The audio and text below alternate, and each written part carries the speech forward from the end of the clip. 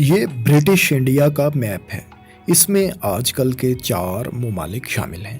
ان چاروں ممالک میں پہلا ملک ہے میانمار، جسے 1937 میں برٹش انڈیا سے الگ کر کے برطانیہ کی ایک کراؤن کالونی بنا دیا گیا، اور پھر بعد میں 1948 میں یہ ایک آزاد ملک بن گیا۔ باقی بچے برٹش انڈیا میں آج کل کے 3 ممالک بھارت، پاکستان اور بنگلہ دیش۔ 1947 میں جب برٹش انڈیا کی تقسیم ہوئی تو ابتدائی طور پر 2 ممالک بھارت اور پاکستان وجود میں آئے۔ پاکستان جیسا کہ آپ جانتے ہیں 2 حصوں میں بٹا ہوا تھا۔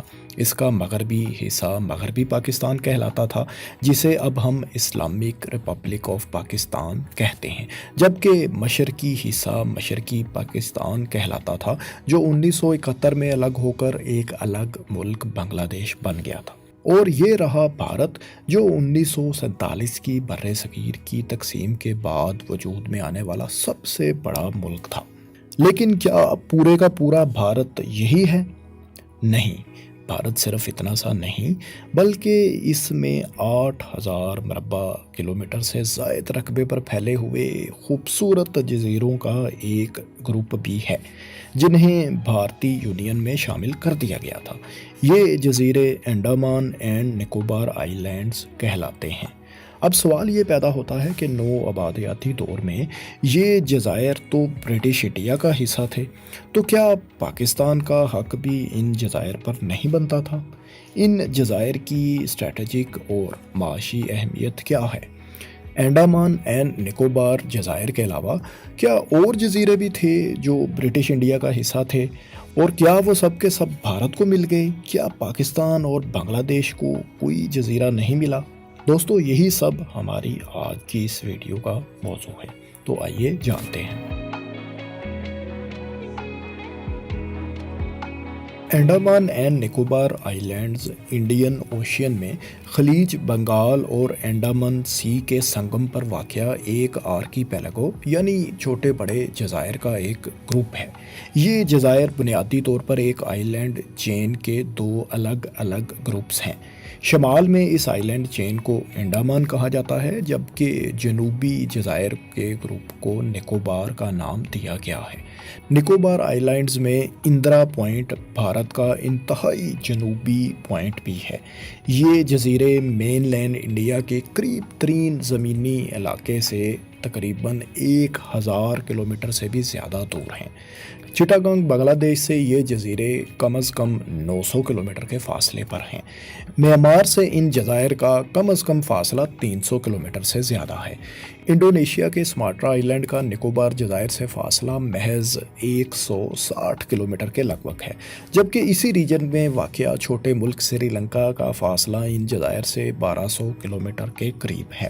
انڈمان اینڈ نکوبار پورے آرکیپیلاگو میں تقریباً 572 جزائر شامل ہیں، اور ان کا کل رقبہ 8,250 مربع کلومیٹر کے لگ بھگ ہے۔ 572 جزائر میں سے صرف 38 جزیرے ہی آباد ہیں، اور یہاں تقریباً 4.5 لاکھ افراد رہائش پذیر ہیں۔ یہاں 4 مقامی قبائل کے کچھ لوگ بھی آباد ہیں۔ Andaman and Nicobar I lands میں ماڈرن دنیا سے الگ تھلگ نارتھ سینٹینل آئی لینڈ بھی شامل ہے۔ اس دلچسپ ٹاپک پر ہم ایک تفصیلی ویڈیو بھی کر چکے ہیں، آپ آئی بٹن پر کلک کر کر وہ دیکھ سکتے ہیں۔ انڈمان اور نکوبار بھارت کی ایک یونین ٹیریٹری ہے۔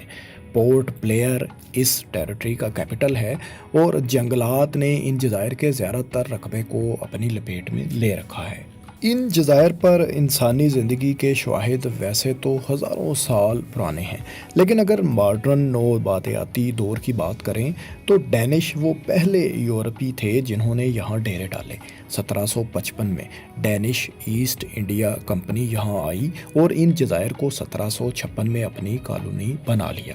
اس کے علاوہ کچھ جزائر تھوڑے عرصے کے لیے آسٹرین کالونی بھی رہے۔ آسٹریا اور ڈنمارک کے بعد Andaman and Nicobar I lands مکمل طور پر برطانیہ کے زیر اثر آ گئے، اور 19ویں صدی میں انہیں برٹش انڈیا کا باقاعدہ حصہ بنا لیا گیا۔ 1942 میں جنگ عظیم دوم کے دوران یہ جزائر جاپان کے کنٹرول میں بھی آئے، لیکن جلد ہی یہاں سے بے دخل ہونا پڑا۔ 1947 میں 3 جون پلان کے مطابق جب برصغیر کی تقسیم کا فیصلہ ہوا تو مسلم لیگ نے موقف اختیار کیا کہ ان جزائر پر پاکستان اور بھارت دونوں کا حق ہے۔ قائد اعظم کے مطابق یہ جزائر برٹش انڈیا کا ایسٹ تھے اور انہیں بھارت اور پاکستان دونوں کے درمیان تقسیم کیا جانا چاہیے تھا۔ ان کا ماننا تھا کہ یہاں رہنے والے لوگ اور ان کا کلچر بھی باقی ماندہ انڈیا سے بالکل مختلف ہے، اس لیے ان پر صرف بھارت کا ہی حق نہیں بنتا، پاکستان کا بھی بنتا ہے۔ قائد اعظم کا یہ بھی موقف تھا کہ کراچی سے چٹاگانگ تک پہنچنے کے لیے یہ جزائر راستے میں پڑتے ہیں۔ اس سینکڑوں میل لمبے بحری راستے میں یہ جزیرے پاکستانی شپس کے لیے ایک ری فیولنگ اور ریسٹ پوائنٹ کا کام دیں گے، اور ان کی موجودگی کی وجہ سے پاکستان کو دونوں حصوں کے درمیان رابطے کے لیے کسی بھی طور پر بھارت پر انحصار نہیں کرنا پڑے گا۔ یہاں پر جواہر لال نہرو کا موقف تھا کہ ان جزائر کی آبادی میں ہندوؤں کی تعداد مسلمانوں سے زیادہ ہے، لہٰذا ان جزائر کو بھارت میں شامل کیا جانا چاہیے۔ لیکن اس آرگیومنٹ میں زیادہ جان اس لیے نہیں تھی کہ اگر آپ آبادی کا تناسب بھی دیکھیں تو مسلمان اور ہندوؤں کی تعداد لگ بھگ ان جزائر پر برابر ہی تھی، اور اس قدر چھوٹی سی آبادی میں ویسے بھی میجورٹی کا کرائیٹیریا اپلائی کرنا بھی کوئی مناسب بات نہیں تھی۔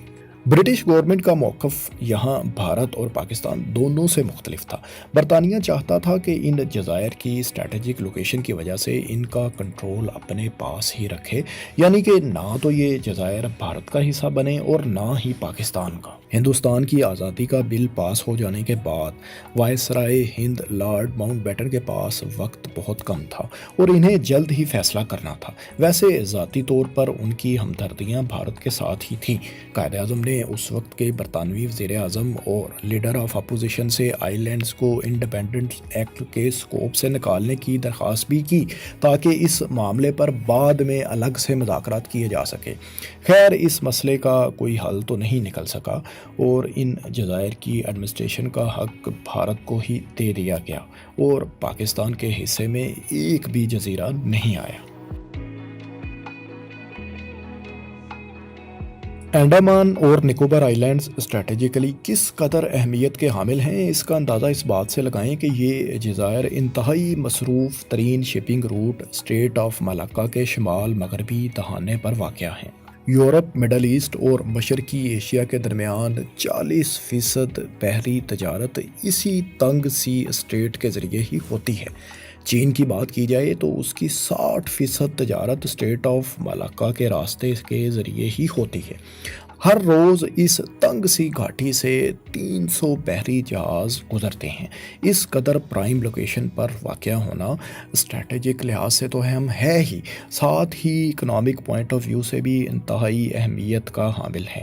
اس جگہ سے نہ صرف عالمی تجارت کو کنٹرول کیا جا سکتا ہے بلکہ یہاں ٹرانس شپمنٹ اور شپ بلڈنگ کی فیسلٹیز بنا کر ڈالرز بھی خوب کمائے جا سکتے ہیں۔ اس ریجن کی اہمیت کو مد نظر رکھتے ہوئے بھارت نے حال ہی میں اربوں ڈالرز کے گریٹ نکوبار ڈیولپمنٹ پروجیکٹ کا آغاز بھی کیا ہے۔ دوستو، کسی ملک کے پاس کسی دور دراز جزیرے کی ملکیت ہونا اس لحاظ سے بھی اہم ہوتا ہے کہ اس طرح اس ملک کو اس جزیرے کے گرد 200 ناٹیکل مائلز تک سمندری حدود استعمال کرنے کا حق حاصل ہو جاتا ہے۔ اس ریجن کو ایکسکلوسیو اکنامک زون کہتے ہیں۔ ان دور دراز جزائر کی ملکیت ہونے کی وجہ سے بھارت کی سمندری حدود آبنائے ملاکا جیسے اہم سمندری راستے تک بھی پھیلی ہوئی ہیں۔ بعض ذرائع انڈمان اور نکوبار کے ایکسکلوسیو اکنامک زون میں تیل اور گیس کے کچھ ذخائر کی موجودگی کی پیشگوئی بھی کر رہے ہیں۔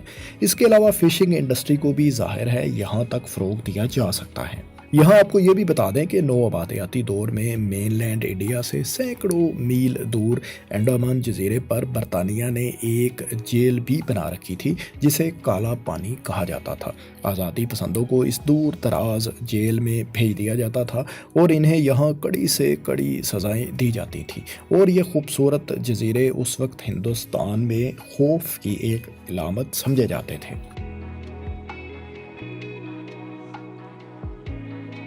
انڈومان اینڈ نکوبار جزائر کے بعد اب کچھ اور جزیروں کے گروپس کی بات بھی کر لیتے ہیں جو شاید پاکستان کو مل سکتے تھے۔ یہ جزیرے بھارتی ریاست کیرالہ کے قریب بحیرہ عرب پہ واقع ہیں۔ مالدیپ کے شمال میں واقع 35 چھوٹے جزائر اور 32 مربع کلومیٹر پر پھیلے جزیروں کے اس گروپ کا نام ہے لکشدویپ آئی لینڈز۔ پہلے ان جزائر کا نام Laccadive, Minicoy and Amindivi islands تھا۔ بعض رپورٹس کے مطابق جب برٹش انڈیا کی تقسیم کا فیصلہ کیا جا رہا تھا تو ابتدائی طور پر نہ ہی بھارت اور نہ ہی پاکستان کی توجہ اس طرف گئی۔ تقسیم کا فیصلہ جب ہو چکا تو پاکستان کے پہلے وزیر اعظم لیاقت علی خان نے اگست 1947 کے آخری دنوں میں پاکستانی نیوی کا ایک شپ ان جزائر کو کلیم کرنے کے لیے بھی بھیجا تھا۔ پاکستان کا نیوی شپ جب وہاں پہنچا تو بھارتی نیوی پہلے ہی وہاں اپنا جھنڈا لہرا چکی تھی۔ ان چھوٹے چھوٹے جزائر کی سطح سمندر سے بلندی کوئی اتنی زیادہ نہیں۔ پہلے یہ دراصل 36 جزائر تھے، لیکن ان میں سے ایک آئی لینڈ کوسٹل ایروژن اور سمندری پانی کی سطح بلند ہو جانے سے پہلے ہی زیر آب آ چکا ہے۔ ماہرین کا خیال ہے کہ اس گروپ کے 4 مزید جزیرے بھی آئندہ چند سالوں میں غرق ہو جائیں گے۔ اس وقت لکشدویپ آئی لینڈز بھارت کی ایک یونین ٹیریٹری ہیں، لیکن تقسیم کے وقت یہ مدراس کا انتظامی طور پر حصہ ہوا کرتے تھے۔ حال ہی میں بھارتی حکومت کی طرف سے متعارف کیے گئے ایک اور قانون کے مطابق انتظامیہ یہاں کسی بھی انڈیویجول کی زمین کا کوئی ٹکڑا اس سے لے کر ڈیولپمنٹ کے لیے استعمال کر سکتی ہے۔ اس قانون کا مقصد ان جزائر کو ٹورسٹ ڈیسٹینیشن کے طور پر تیار کرنا ہے۔ ان جزائر کی کل آبادی 65,000 افراد پر مشتمل ہے۔ ان میں 96% مسلمان ہیں۔ 2021 میں بھارتی حکومت نے ایک ایکٹ کے ذریعے یہاں گائے ذبح کرنے پر بھی پابندی عائد کر رکھی ہے۔ انڈمان آئی لینڈز کے شمال میں واقع کوکو آئی لینڈز بھی برطانیہ کے ہی کنٹرول میں ہوا کرتے تھے۔ 1948 میں جب میانمار کو آزادی ملی تو تب یہ میانمار کا ہی حصہ بن گئے۔ کوکو آئی لینڈز کے گروپ میں 5 جزائر شامل ہیں۔ بعض رپورٹس کے مطابق اسٹریٹجک اہمیت اور خطے میں بھارت کے بڑھتے ہوئے اثر و رسوخ کی وجہ سے چین نے یہ جزائر لیز پر لے رکھے ہیں اور وہ یہاں ملٹری بیس بنانے کی تیاری بھی کر رہا ہے۔ کوکو آئی لینڈ کے شمال میں واقع 8.3 مربع کلومیٹر کا ایک اور آئی لینڈ پری پیرس آئی لینڈ بھی میانمار کا ہی حصہ ہے۔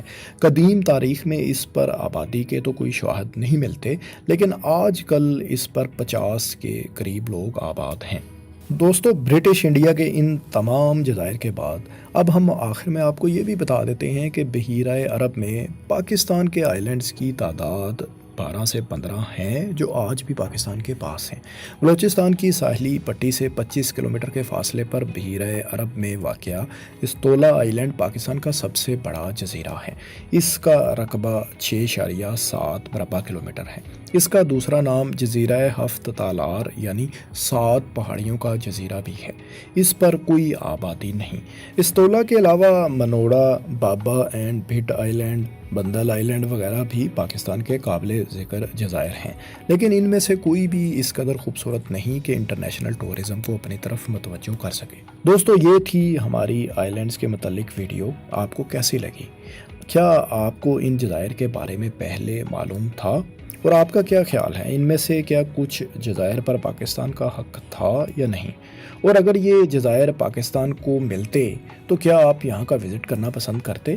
کامنٹس میں اپنی رائے سے ضرور آگاہ کریں۔ اس طرح کی مزید معلوماتی ویڈیوز دیکھنے کے لیے ہمارے چینل کو سبسکرائب بھی کر لیں۔ شکریہ۔